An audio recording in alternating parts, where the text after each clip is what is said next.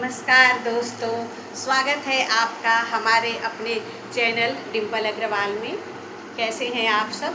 तो आज हम बात करेंगे पूजा पाठ से संबंधित 30 जानकारी जो हमें रोज़ की पूजा में और जब भी हम भगवान की पूजा करें तो हमें इसका जानकारी होनी चाहिए। तो देखिए, सबसे पहले ये है कि जब हम पूजा करने बैठते हैं तो हमको प्रसन्न मन से साफ़ सुथरे स्वच्छ कपड़े पहनकर, स्नान करके साफ़ कपड़े पहनकर और प्रसन्न मन से भगवान की पूजा करनी चाहिए। दूसरा नियम ये है कि भगवान को भोग हमेशा पीतल, चांदी, कांसा या तांबे के बर्तन में ही लगाना चाहिए। कभी भी भगवान को स्टील के बर्तन में भोग नहीं लगाना चाहिए। देखिए, तीसरा नियम है कि कभी भी दीपक को दीपक से नहीं जलाना चाहिए या धूप बत्ती को दीपक से नहीं जलाना चाहिए। हमेशा माचिस की तीली का ही उपयोग करें।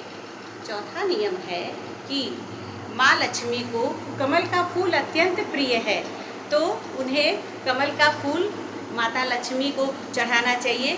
कमल का फूल 5 रात तक बासी नहीं होता।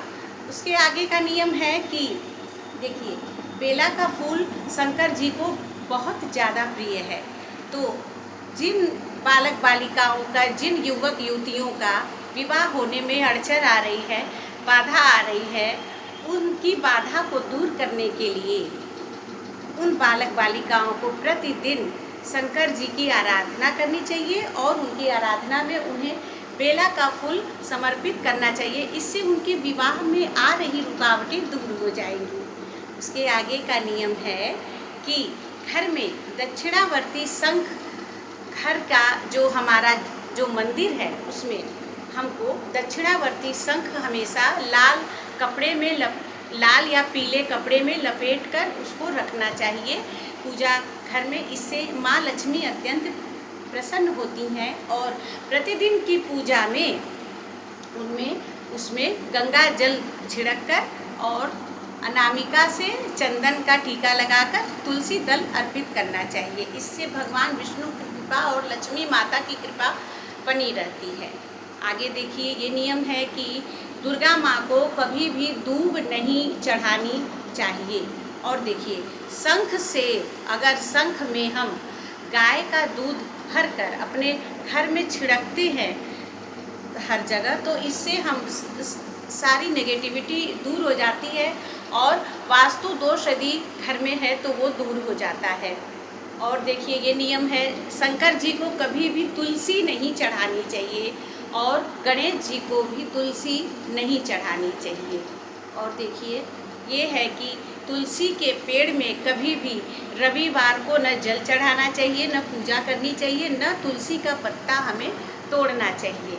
और उसके आगे नियम है ये कि भगवान को हमेशा अनामिका उंगली से ही, दाहिने हाथ की अनामिका उंगली से ही कोई भी तिलक लगाना चाहिए। और देखिए, हमेशा अपने पूजा घर में हमको जब पूजा करते हैं तो हमेशा पीतल के लोटे में या तांबे के लोटे में जल भरकर भगवान के मंदिर में अपने मंदिर में रखना चाहिए। इससे भगवान बहुत प्रसन्न होते हैं।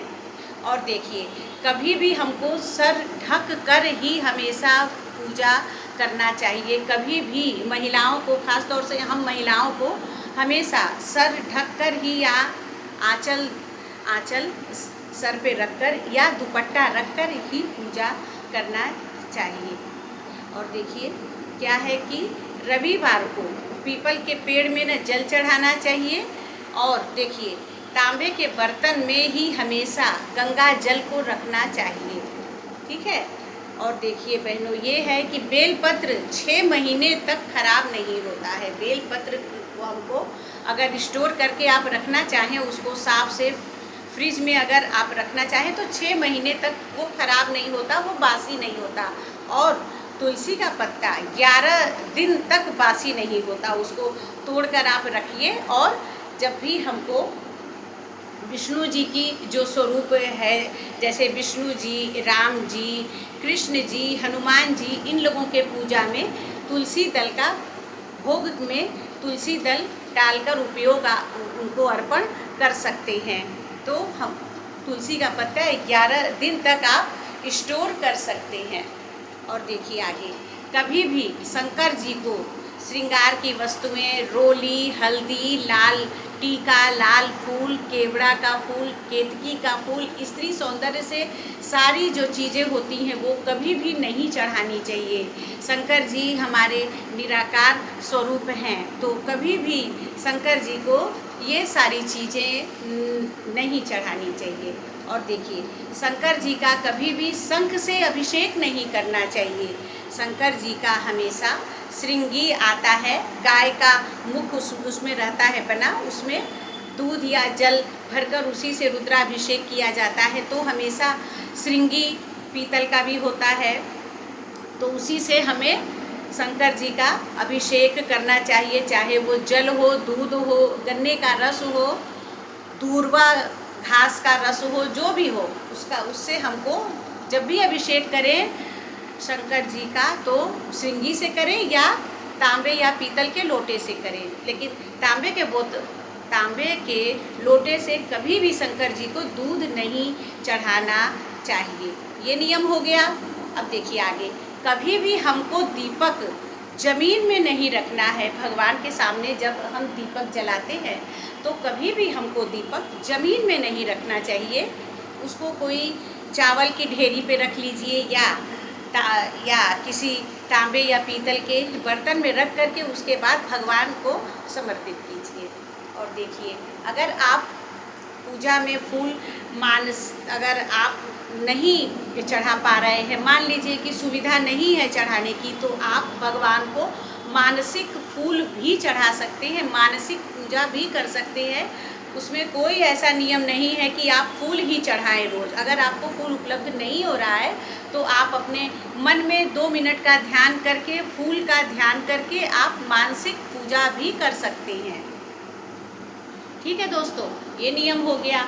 और देखिए आगे नियम ये है कि भगवान के सामने कभी भी हमेशा नतमस्तक होकर सच्चे मन से भगवान को अपने मन को समर्पित करना चाहिए।